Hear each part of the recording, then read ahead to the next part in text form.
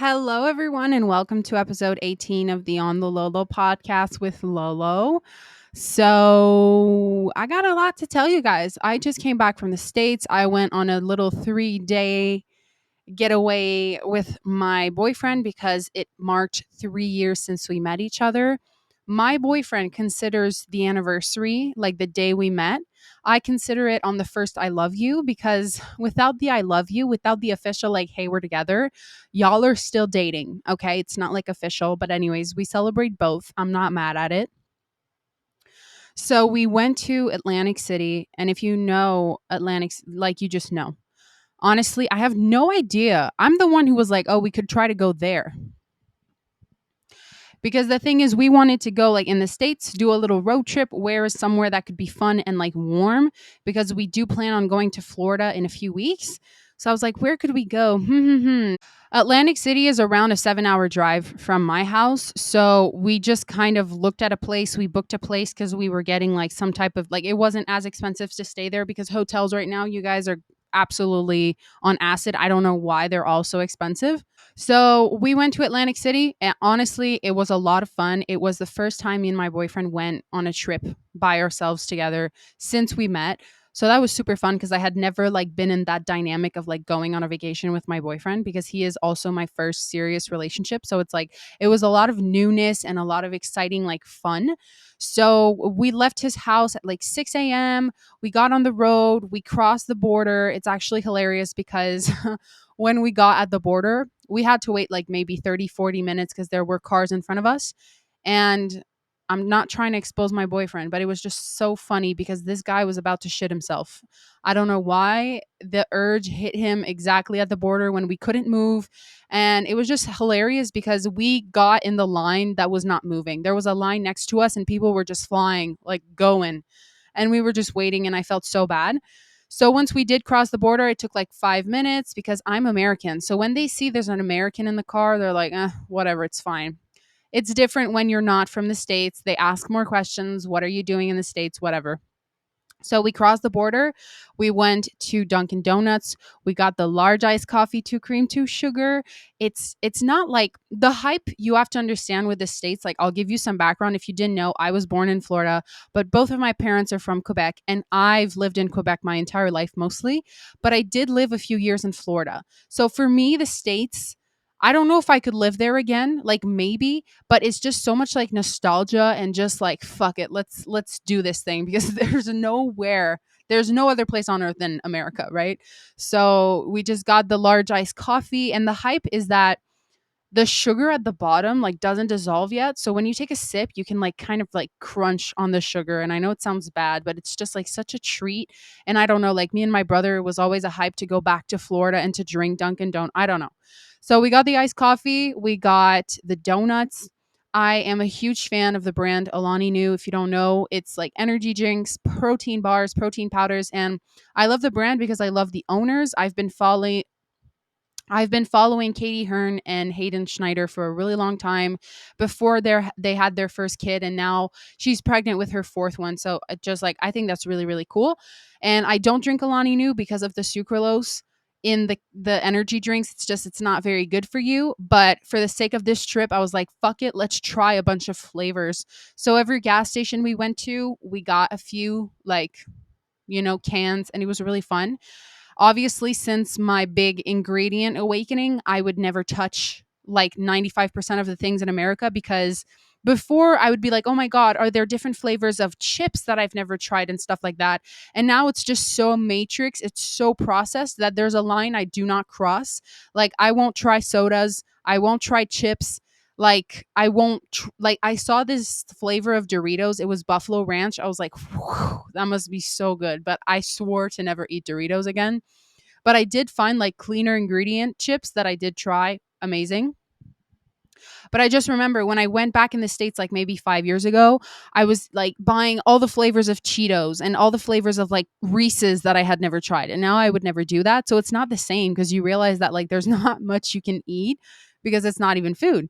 So, anyways, the road trip was super fun.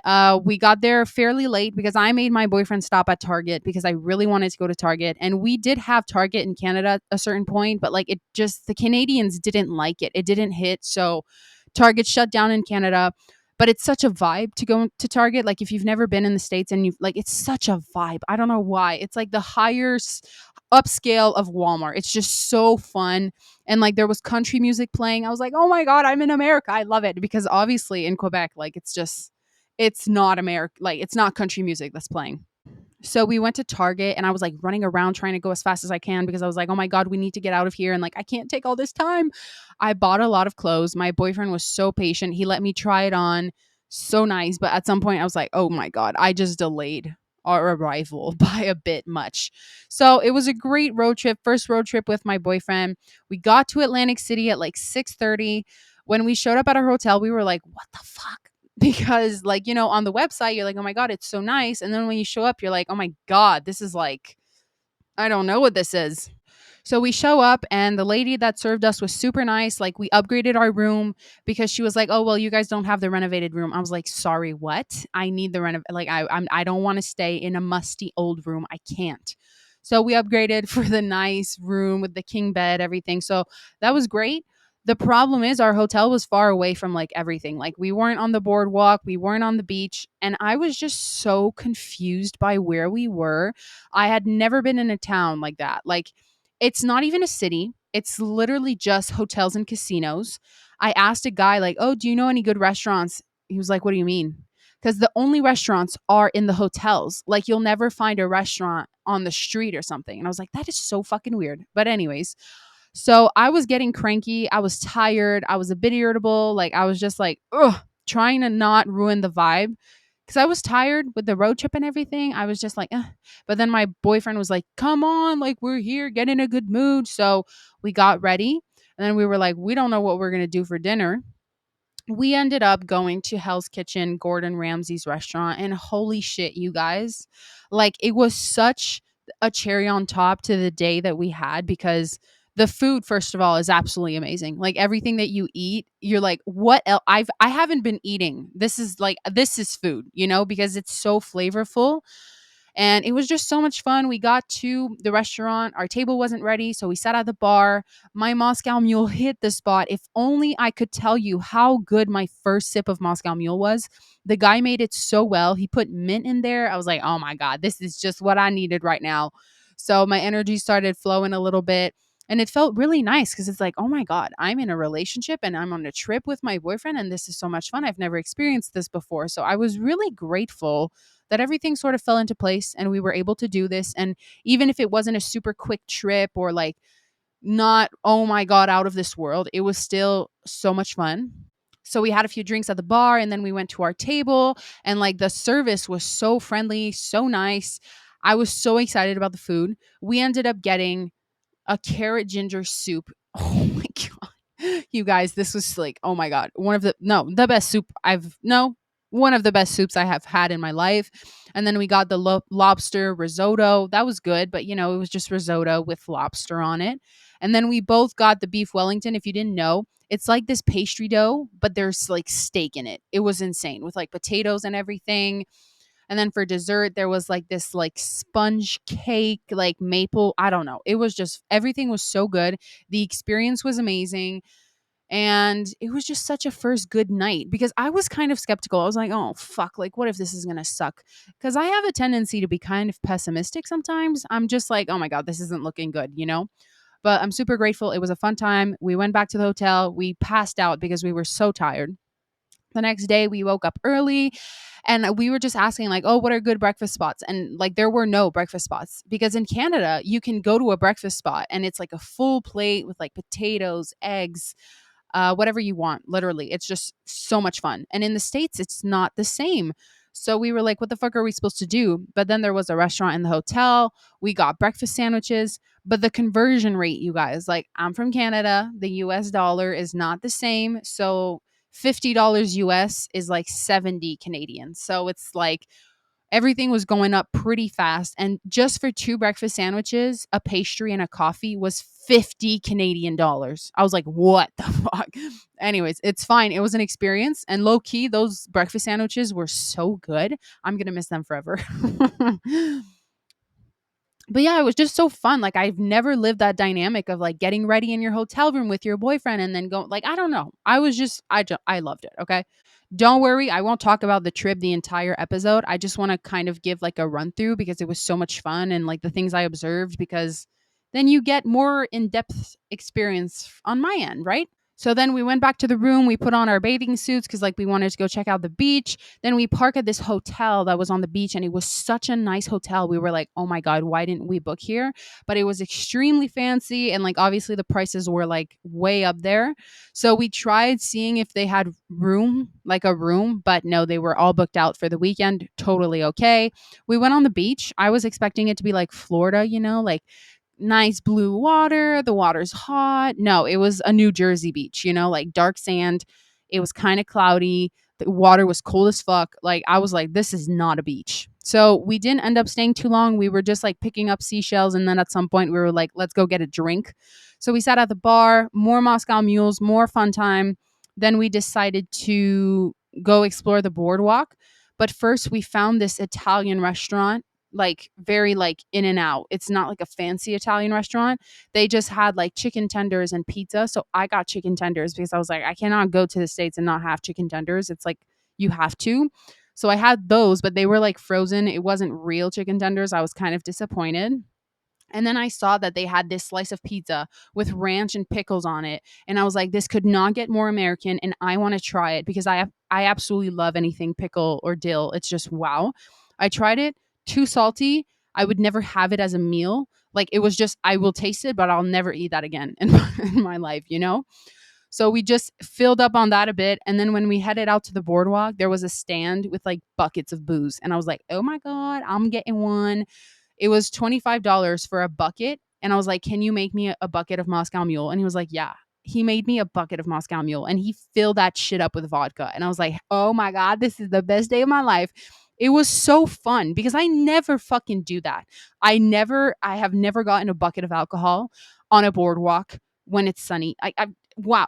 Wow. And then you might say, oh my God, Laura, like you were drinking so much, so many toxins. Well, listen, that's the experience that I chose to have. I know that my body is capable of processing those toxins and I am in perfect divine health. I've made so many videos saying how where you place your belief is what you're going to get. So I don't give my power away to the external. Now, obviously, I don't drink every day. I don't get blackout drunk like often, like ever, but it's nice. Like it's fun. It's fun. So I'm not part of that woke vibe of like, oh my God, don't drink, don't do this, don't do that. If you're new to my channel or my world, like, no, we're here to enjoy the Matrix for the time it lasts. So I got me a bucket. Then we went on the boardwalk. We were playing like some games. I want a cow. I want a teddy bear cow. And I'm so excited about it because that's just like, I don't know. It's good like memories and souvenirs of like, oh my God, our first trip together. So we got the teddy bear. Everyone we were talking to were so friendly. And then we kept walking and walking. And then this is like probably my favorite part. There was a store called Wet Willie's and it's alcoholic slush. I was like, oh my God, I can get a slushy that's going to get me a little tipsy. So we both got one. I think I got like strawberry, green apple, and mango. It was so good. The problem is when we left the store, we started talking to an employee of the boardwalk, and he was so fucking nice. But we talked to him for almost an hour, so our slushies completely melted. I was just drinking liquid sugar at that point, but it's fine. Great experience because I've never seen alcoholic slushy, like an actual store that sells just that. That was super fun. We went into all of the little Atlantic City like souvenir stores. I found some stuff for friends, for family. Like that was my favorite part. I got this shirt. Like I got a shirt for my brother. I got a Trump shirt for my dad. Like it was just like it was fun. I've never experienced this before, you guys. So I'm so grateful I got to experience this new experience in the Matrix. And then we found a taco spot. We had tacos. Like it was fun. It was a lot of fun. I really enjoyed my first trip with my boyfriend to Atlantic City. Will I be going there again? Most probably not, unless it's just for the fucks of it. Like, oh, we went once, let's go again. We would do things differently. Obviously, not the same hotel, maybe. Holy crap. Anyways, I just wanted to share that trip with you because I literally just got back 2 days ago. I came home to my house last night, and the amount of stuff I have to unpack and wash and organize is like fascinating, but it's okay. I'm grateful that I get to do it. So I was supposed to film an episode last week, but because we left so suddenly, I didn't. But I had asked on my Instagram story what you guys wanted me to talk about in the next podcast episode. So I have a lot of subjects and questions from you guys. So we're going to do a little episode where we kind of hit those things up, you know? Hopefully you enjoy those, and let's just fucking do it.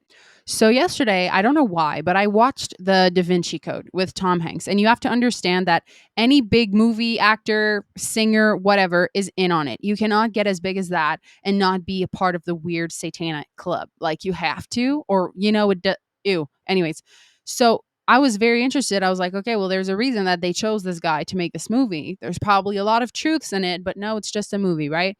So I watched it because at some point it said draconian devil. And I was like, holy shit. Because if you guys didn't know, I'm not really good at talking about it, but the Draco reptilians, yeah, would be possibly the ones who have created this whole like simulation energetic harvesting thing. It's so like, oh my God. But the fact that it's written draconian devil in that movie, and then that movie is about altering religion, the truth of actually what happened, and how they don't want it to get out to the masses because it would free people from so many things. Because religion, there's a lot of truth in it, there's a lot of good in it. But man, like men who altered the Bible, who added things in there that are not the truth, it's just all based on false truths sometimes. So that's where it's really annoying, because you have people studying and reading the Bible. And I even wanted to buy one when I was in the States because we went to a bookstore. But then it's like, I don't know which one is real. I don't know which one has been modified. And they just alter a few words so that like the energetic frequency of that is not the same. It's just crazy. It's a lot of stuff. So I watched that movie with a very open mind of like, okay, this is probably a documentary. It's not a story. It's not a fun little like, oh my God, mystery. Like, let's find out what the truth is. And then I started watching Transformers, the one that came out last year. And the Transformers that came out last year would be a representation of the shape shifting aliens that live amongst us, and that there are dark, evil ones that consume energy of planets. Can you? But no, it's just a movie. It's just robots. It's just fun little cars, that turn into these big alien robots. Okay, maybe it's not cars that turn into aliens, okay? But the shape-shifting principle is 100% real. There is too much information out there to show that this is real. And I know it might be hard to believe, right? That like you're interacting with human beings who are probably aliens who just put on the human being skin suit. And I remember watching Men in Black for the first time like last year. I watched all three of them, four of them, in a span of like a few days, and it shows you that aliens are living amongst you on Earth, and a lot of them are disguised, and you could never tell. But a lot of them want to live here. I don't know.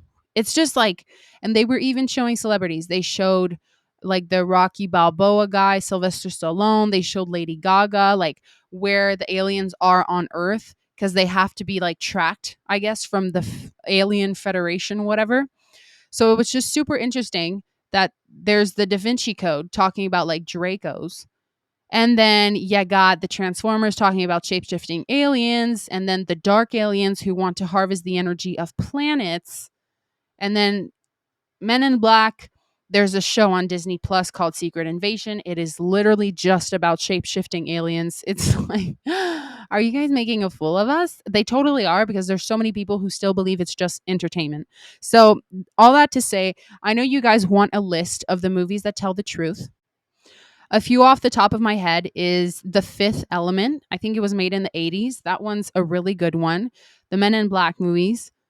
They Clone Tyrone is a great one. It shows cloning, it shows underground tunnels, it shows chemicals in food, hypnosis in music, like so much shit. Then you obviously have all of the Matrix movies. Like the fourth one came out in 2021 and it literally uses terms like sheeple and they're so happy in their own shit they would never know that they're in a cage. And you're just like, you can't be put in this shit in like it's so impressive that it's right in your face. It's always right in your face, you know? And actually last week I watched Frozen 2 for the first time. I don't know why. I was just in the mood of an animated movie and yes, I know that Disney is fucked up and twisted and dark, but I felt like it because I'm always watching out for the symbolism and like, what are you trying to tell me? So in Frozen 2, it was all about the elements. It was saying how water has memory. It was like speaking of like the spirits of the elements. And I just thought it was so interesting because in every single movie, it tells you how love is the most powerful thing and it's always there. And I genuinely enjoyed it because I found a lot of truth in that movie. So honestly, I'd tell you Frozen 2. I watched another Disney movie with my boyfriend, Onward, the Blue Elves. And for the longest time, I was like, oh my God, that shit looks so boring, but it shows like the power that we all have within, like not magical powers, but the power of what happens when you're so in your heart. Because the guy is like trying to do a spell, and then his brother is like, you have to put your heart in it or it doesn't work. And he puts his heart in it eventually and it works. But it's just those little things that seem so it's nothing. It's a cute little kids movie. Cute, cute, cute. No, holy shit, these are the truths of the world we live in, of the universe, of the complexities of energy and frequencies, and holy shit. So, anyways, those are good ones that are very like subtle. The butterfly effect with Ashton Kutcher fucked me up, but it shows the different parallel realities that are possible depending on the different choices that we make. So that was really interesting to watch. Don't Worry Darling with Harry Styles and the other girl literally shows like it's a simulation, it's a projection. It's just that was a pretty good one. Anyways, there are a lot. Those are just a few off the top of my head, but I will be talking more about this because obviously there's so many more movies that tell the truth. Losing friends and family after the pandemic. All right. So I know this happens for a lot of people because this was meant to divide. Obviously, there was always going to be a side that was going to say yes and the other was going to say no. And I've heard a lot of stories of people getting in arguments and just literally losing people in their lives. And as much as it sucks to say, if you are in awareness, if you are in your awakening and you're conscious, like you can see, there are most likely going to be people around you who disagree with you. And the thing is, you guys are on different vibrational frequencies. So what they believe is totally going to counteract with what you believe. And as much as it sucks to lose friends and family, especially family, I think that when there's such a difference in frequency, it's always going to clash. It's never going to work. You can give them all of your love. You can send them all of your love and wish them well. And if there's any forgiveness that needs to be done, forgive yourself, forgive them, but sometimes you don't need those people in your life. Personally, I haven't lost any family over it, but if I had people in my life that disagreed with me so much, I don't think that there would be space for people like that in my life because life is too short to be surrounded by people who don't make you feel good, who don't expand you, who don't align with you. I know that family is a different story. Like, let's say it's your mom. I understand, but you can still send her all the love. You don't need to be in her bubble all the time. I know that we take these like family titles so seriously, like, oh my, yeah, but she's my mom. Yeah, but at the end of the day, like you came into this physical realm on your own and you're going to leave on your own. And the characters in your life, they're all temporary. They're all illusions, and you've selected the roles they were going to play for you. So I know we get attached to the labels and the meanings of like, oh my God, but this is my dad. Like, he's my dad. Yeah, but technically, in the non physical realm where you guys don't have physical bodies and titles, you guys are just beings, infinite spiritual beings. So if you attach yourself to like, oh no, but this is this important person in my life. Yeah, but if they're not doing you any good, if they're sucking the energy out of you, if they're not kind, if they're hurtful, if it's a toxic relationship, I would take my distance. So, in that aspect, I know it can be very hard, but when you remember that everyone is like serving a different purpose in your life, type of thing, trying to show you certain parts of yourself that you could never realize without their presence, it kind of becomes less dramatic in a sense of like, oh well, yeah, maybe they were teaching me this part of myself who's extremely resistant, who's extremely closed-minded, because everything's going to be mirrored back to you. So if you don't have it within, it'll never be shown to you. And most of the times when you become aware of it and you shine your light and your love on it and you love that part of yourself unconditionally, It dissolves. Either the relationship with the person becomes great or that person isn't in your life anymore. And sometimes it's not even on bad terms, but I've had a lot of relationships that just end because vibrate like on a vibrational frequency level, it was not aligned anymore.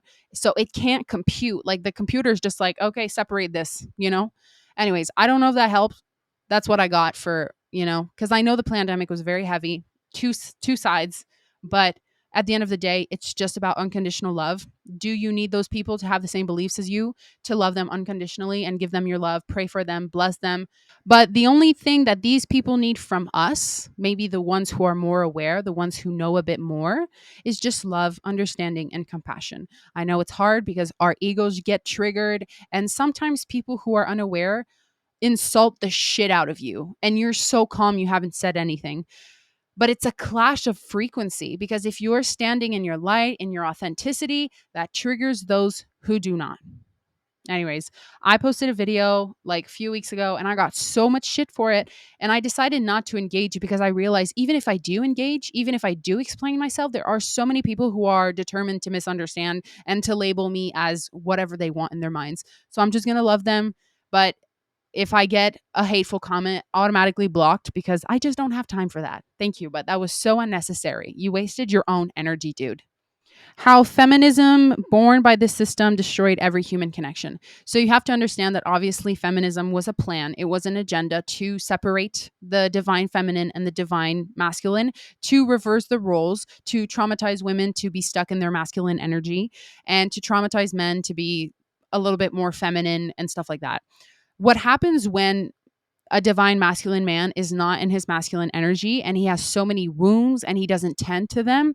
He's not the strongest man he can be because we do live in a world where they do not want men to be warriors. They don't want them to be strong. They don't want them to be physically strong and capable or emotionally intelligent. Like, the more that you create chaos in both the genders and fuck it all up, the more shit it's going to hit the fan because you create chaos in the family homes. So you create chaos raising the children, and then the children who raises them, it's the state, it's the schools, it's the governments. So they're indoctrinated, they're conditioned, and they're programmed. Feminism was just a brainwashing mechanism to convince women that they have their own rights and they need to do this. Yes, but the problem is it created even more separation and division with men and women because men are amazing. Women are amazing. We both have our strengths, but you have women out here trying to act like men and do everything a man can do. And the world would obviously be a more peaceful place if women understood that it's not about being inferior or superior to them. It's about realizing that you, as a woman, biologically, you have certain forces that a man does not have. But that doesn't make him better or less better than you. Can you be in your own strengths? Like, women are very intuitive, emotional beings. There's nothing wrong with that. But feminism, it's like, no, women have to be independent. Women have to provide for themselves. Women have to take care of everything. That's hyper masculine energy. Obviously, we live in a world where that's exactly what they wanted. Parents don't stay together anymore. There's so many like households that there's so much chaos. You don't see a strong father. And then it's just, anyways, I'm not trying to offend or trigger anyone with anything I'm saying, but I do believe that feminism disconnects women from men and vice versa. Like, if a man is so in his ego and he thinks he's better than a woman, like, yo, she can create a child. Like, yeah, you give her the seed, but like without her, like nothing would happen with your seed. So it's just crazy when both understand how powerful they both are together. I think that's the most beautiful thing to me, honestly. Honestly, there's nothing more beautiful than a man and a woman as a team. Like, holy shit, a divine union like that. Do you know how powerful that is? That is so fucking amazing that I'm just like, why would women want to be independent, no kids, no, like, you can do whatever you want. If you don't want kids, if you don't want to be whatever, but like, I can't wait to have kids. I can't wait to build a home. I can't wait to educate children, like my little kids. Like, those are all things I'm excited about. And obviously, if you don't want kids, like, don't have kids, because if you don't want them, you might not, like, I know a person who said, I didn't want kids. And thank God that person didn't have kids because she would have destroyed their self esteem. But anyways, all this to say that it was part of an agenda to separate the divine feminine and the divine masculine to create a lot of distortion, because I've obviously every woman is stuck in their masculine. It's almost impossible at this time right now, unless you learn about it, unless you apply it, to be in your divine feminine energy, because we live in a world where there is so much trauma, there are so many survival mechanisms, and most of the times women have to protect themselves by being their own protector. They don't trust men, right? They think they have to be their own protector, their own bodyguard or something. They protect themselves. They're more tense, they're not gentle, they're not. Anyways, sometimes I'm scared about talking about things like this because I can just hear people saying, yeah, but this and yeah, but that. Listen, this is just a conversation. I'm not saying I'm right and I know everything. This is just we're listening. We're talking, chatting, okay? Sexualizing people at a young age, keeping everyone in their lowest vibration and disconnected. So if you didn't already know, we have chakras. One of your first chakras is, I think it's the sacral one. I could be wrong. I don't know them by heart, but it's basically your sexual energy. And when you're stuck in those lower chakras of survival, one of those is lust. It's hypersexualization, because it is so easy nowadays to just go like sleep with someone just like so casually, and that I don't resonate, never have, but it is so common and normalized that people don't even think twice about it. Like hooking up is normal. It shows you in the movies how, romantic comedies, women just dating and being free and just sleeping. Like if you watch Sex and the City, I absolutely love that show, but like women have over 30, 50 sexual partners. There's nothing wrong with that. But what I'm trying to say is that sex is literally a divine transfer of energy. It is not just putting something in a hole and it feels good and it's fun. It's creative energy coming together. It's the yin and yang. It's the masculine and the feminine. And it is such a beautiful sacred practice, but we're not taught about what it truly is. We're not taught the power of it. We're not taught how pure and beautiful it is. And instead, it's been painted as this thing that's nothing, that's accessible, that's casual. But I know that if you sleep around casually with so many people, it's impossible to feel good because you're giving yourself away. You're literally giving your life energy away. And lust is one of the lowest vibrations in the emotional scale, just because lust is not love. Lust is craving. Lust is not, like, don't get me wrong, we've all seen people like at first sight and you're like, oh my god, this person is so attractive, and like you just feel like a sexual like attraction towards them. That's normal, that's human, okay? But the problem is people act on it. People just give themselves away to anyone and anything, and I think that that's where it causes a lot of distortion in society. Because imagine if it wasn't about sex anymore. Imagine if everything in movies and songs wasn't about like sex or just like women being these like big booty, whatever. There's a reason that hypersexualization was implanted into society. There's a reason, because with all this accessible porn is disgusting. Porn is, please stop doing that if you watch it. It fucks up your brain. It fucks up the way you view women. And like, obviously, as a teenager, I was curious. So I think I went to see it once, but I never liked it. I was like, what the fuck is this? This is so not natural. And unfortunately, this shows a lot of men disrespect women, because I've seen like pictures and stuff of guys doing things to girls. And you're like, in what way can you be a woman who respects herself if you do that? Again, not trying to trigger you, but I'm just going to keep it real with you, that a woman who respects herself doesn't get done those things and then posts it on the internet for millions of people to see. Like, that is, energetically speaking, if we're talking about the non-physical realm, if you believe in different dimensions existing around us at the same time, I 100% believe that there are non-physical beings, entities, whatever you want to call it. There are good, there are bad. But these types of things, they open not portals, but it opens your energetic field to receive these things. Because wherever you put your focus, you put your energy. So if you're focusing on porn or like a super sexualized thing, I don't want to know, you're technically giving consent for whatever energy is in that thing to come onto you. And it doesn't have to be with porn. It can be like a horror movie. Literally, I would never watch, ever, ever, ever fuck horror movies with all of my heart, because It's literally meant to lower your vibrational frequency into fear. Fear is the lowest one. It literally records the images within your brain so that at times it can control your emotional state by making you think of that. And it's not even real. You've never seen it. You'll probably never see something fucked up like that. But because you've watched a movie, you felt an emotional reaction, it triggered something in your brain. You now have the image in your subconscious mind.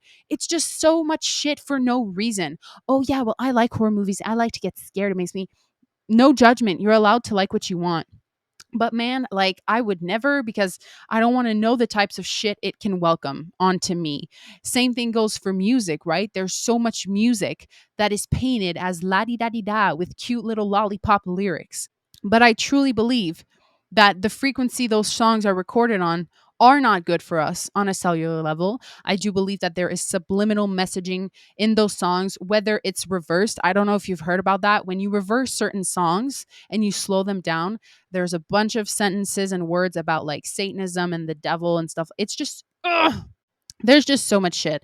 So the whole sexualizing of people literally removes all of the divinity because we're all goddesses and gods, literally. Like we're all such powerful beings. But when you hypersexualize everything, you remove how special it is. People think a vagina is just a vagina. Most women who have one are ashamed of having one because they don't understand how powerful it is. There are terms that men use to describe a woman's vagina. So now you have women feeling insecurity about literally the most divine portal on this planet. You have men who are literally so hypersexualized they can't look at a like can we talk about that? Like why are there men who take this the metro and start touching themselves in public? Like that is mental. There's something wrong in the brain. That is not normal. It's not human behavior. There's something that is, I'm going to stop it there because I can go on for these things. Olympics, the US politics currently. So I'm not going to talk too much about it because it's not my favorite topic to talk about. But I just want to mention the Olympics, the opening ceremony, literal, oh my God. Oh my God. I didn't watch it. I just saw pictures of it. And they definitely did a mockery of like God and Christianity. But I think that was done on purpose. A lot of the things in the media that you're going to see have been done on purpose. It's to awaken people. It's to get people to start thinking, what the fuck is going on? A lot of brainwashed program people saying, I'm saying this with all the love in the world, because I remember thinking like this as well. There's a lot of people who watched that opening ceremony and thought, oh my God, this is so inclusive. This is so great. We're so connected. I used to think like that as well until I realized that this is literally not God. No, no, no, no, impossible. So they have to put it in people's faces. So people start realizing that there's something fucked up going on and there's something not normal, right? And a lot of people had very weird reactions with the ceremony because a lot of people were like, oh my God, this looks like the Hunger Games. Literally. Literally, weird people in weird costumes talking weird shit. It's not even human anymore. You don't even look like a person. It's a fake self. It's an I don't want to go there, but shit. Anyways, not being compatible with your spouse after your awakening. I want to send you a lot of love if this is what you're currently experiencing, because I've had those questions myself, because obviously I'm on a certain wave and my boyfriend, it's not that he's not on that wave, but we've had different beliefs, like when we started dating, I was like dropping a lot of truth bombs on him and he was like, what the fuck, right? But I feel like you will know within yourself if this relationship cannot serve you, it cannot expand you. I feel like if you realize that you're not compatible with your partner after your awakening, you probably aren't.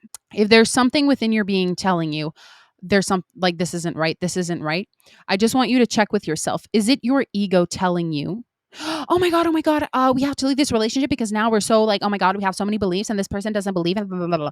The ego, anxiety, fear is going to drive you to do things that are not in alignment with yourself because it wants to protect itself. So I've had this happen to me where my ego was just like, oh my god, no, this isn't right, you need to leave, you need to leave. That was just ego, that was fear, that was literally just fear driving my behavior. When your intuition tells you it's going to be more calm, it's going to be more quiet, it's going to be a knowing. It's not going to be this anxious, racing thoughts in your head that never shut up and stress the shit out of you. When you have this intuitive knowing or this intuitive whisper of like, oh my God, I don't think we're compatible anymore, you will just kind of know within yourself. And sometimes you might need some time to process that and be like, is this really what I want to do?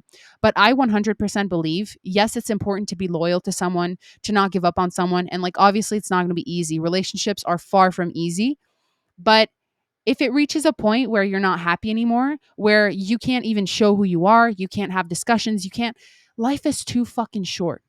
Because I promise you, there are so many people a part of this wave now. And I know that people are like, how am I supposed to date after an awakening? But like, I know people who've waited years and years and now they found people who think the same as they do. So it's up to you to decide. Is this fear driving me because I'm scared that we're not going to work or I'm going to get hurt, or is it because hey, like I genuinely think like this beautiful partnership has served its time and I need to go somewhere else now. So just reflect on that. Don't panic, don't stress yourself out no matter what the answer is. Just ask yourself, meditate on it. The answer might scare you a little bit, but just check it out, okay? And I'm going to do one last one, okay? There are so many good ones. I'm going to have to keep answering these in the next episode. But how to get over someone. Let's stay on the relationship wave, shall we? How to get over someone. So, I haven't really had that many heartbreaks in my life, okay? If you've listened to my previous episodes, you know that when I was 15 years old, I really I quote unquote fell for a guy, but I don't think it was love. I just think honestly I was insane. Like I genuinely think I was hyper romanticizing because I really wanted love. I wanted to feel good enough. I wanted to feel loved. So I created an entire story in my head about this guy. And like to be fair, he was attracted to me. I was attracted to him, but it was such a fucking shit show of a story. And he moved back to France. I went to France like an insane person 2 years later to see him. Shit show, shit show. The second that I understood that I was not being like valued and that hey, maybe I am insane and like this has been delusion and I've taken this too far and this person has not shown reciprocated like anything, fuck it. I never looked back. But I did have one relationship in my life that was the biggest to just control alt delete from my brain. And I think that the reason it is so hard for people to get over others is because you are attached to the version of yourself that you were with them. Like for me, that relationship, it was the first time that I felt good enough. It was the first time that I felt seen. Like I had not gone through a physical transformation. I still didn't really love and accept myself. And the fact that this person was so into me, I didn't understand it in my brain. But I do believe that I attracted that relationship into my life because I was going to be offered an opportunity to fully choose myself. Because that relationship was everything that I had ever wanted. Like I was, oh my God, so head over heels crazy about it. But there was this stress within me where I couldn't sleep at night and I would wake up stressed in the morning. Like instant, my heart was racing. Because basically, to give you some context, I was seeing this guy. I was just starting to post fitness stuff on Instagram just for fun. You know, I started working out. I started posting my workouts and I really enjoyed it. And then this guy was like, "Well, I'm not really comfortable with that. I wouldn't say I'm the jealous type, but I've always like wanted to keep my girl just for me, stuff like that." And it just started making me freak out a little bit because I was like, "Oh my God, I'm starting to accept myself. I'm starting to take care of myself, and this guy is going to ask me to go back in my cage." I kept myself in a cage my entire teenage years, not wearing shorts, bathing suits, not enjoying life, not doing shit, spending my summers inside. And I was just slowly starting to come out of that. The relationships that you attract into your life are to set you free. If you attract toxic relationships, it is to set you free. It is to show you what you have not understood about yourself. So, not being able to get over someone, I simply believe it's very easy to romanticize something and to make it a lot better than it was. Obviously, if it didn't work out with someone, it's for a reason. It doesn't have to end super negatively or horribly, but there's something that you're latching onto that makes it impossible for you to let them go. Is it the good memories you had together? Are you replaying those like over and over and over again? Did you feel lust towards them? Like, was it just because the sex was like, is it just on a physical level? Is it on a mental level? Is it because you thought they were the love of your life and like, oh my God, I'll never find someone like that? There is always something deep, deep, deep beneath the surface, and it has nothing to do with them.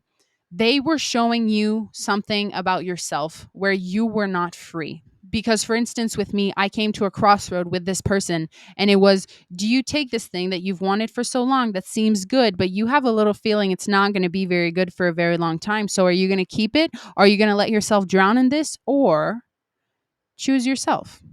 Because the hardest choice was to choose myself. Because when I did choose myself, I instantly regretted it. I wanted to go back with him. I wanted to be with him. I wanted to, oh my God. But that was not what was supposed to be.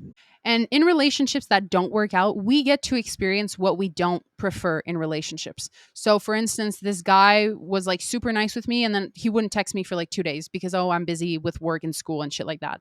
Oh, well, you know what? I don't prefer that. I do not prefer a partner who doesn't have good communication skills. Now I know what I do like. Now I know what I do want to attract in a new relationship slash partnership. So, how to get over someone? You have to you have to go within yourself and ask yourself, why am I holding on to this person? Are you holding on to that person because they made you feel a certain way and you feel like you'll never feel that way again? Is it because it was the best time of your life and you think it's going to be the only time of your life that you felt that happy? Go within yourself and find out why you're holding on to them so much. Go see yourself at that time when you were with them, and why are you clinging on to that version of yourself so much? Because I know I was still suffering a lot. I hadn't had my spiritual awakening. I wasn't aware anything. It was the slow introduction to it. Without that event, I don't know what would have happened in my life, if I would be the person that I am today. So, do I cling on to that version of myself because it feels safe? Because that's what I knew my entire life? Why? So, ask yourself why you cling onto that version of yourself, because there's obviously something that makes you latch onto someone. And like I said, it's so easy to close your eyes and to daydream about how good it felt. And when you hear the songs, or when you smell the perfume, or when your senses are stimulated and it reminds you, I understand, but you have to let them go. You have to let them go. All of this physical experience is an illusion, it's temporary. And the only reason that it feels so real is because we have senses and we feel emotions, and we record with our brains everything that happens. So it's very easy to get caught up into the illusion, thinking that, oh my God, this happened to me. This made me feel this way. Oh my goodness. But it's literally all just a learning experience. And when we make it so serious, and when we start identifying with the ego, like, oh my God, this is my story and this is how, and I can't get over, we get stuck because we're too into the physical experience. We have to just take a step back and realizing we're observing the physical experience and we're just partaking in it. I know it's very hard. I know maybe you experienced a lot of heartbreak and it's hard. I'm not like, I have all the compassion in the world for you if this is what you're trying to let someone go. I know. But if they were meant for you, they'd be with you. And if they're not with you, then they weren't meant to. And one thing that I did for a really long time is every time that person came to mind, I repeated, I love you. I am sorry. Please forgive me. I forgive you. Thank you. Because you are everyone. Everyone is you. You're connected to everyone. So if you think of that part of yourself, because technically that's all they are, they're just a part of yourself that's being mirrored in this physical dimension. I love you. I'm sorry. Please forgive me. I forgive you. Thank you. That's the Ho'oponopono technique. If you don't know, like, I love that. I do it so much. I use it for so many things. But anyways, that's what I got. So if you have any questions on the topic, leave them down below. I'm going to cut the episode here because we've been going for a while, but I hope you guys enjoyed the Atlantic City story and the answering the questions. I hope this episode served you in the best possible way. And thank you for your patience waiting for this new episode. I really appreciate it because I'm sorry, I wasn't there last week. I hope you guys have a beautiful week, that everything is going amazing in your lives, and I'm sending you the biggest hug. Thank you for watching or listening, and I'll see you in the next episode. Bye.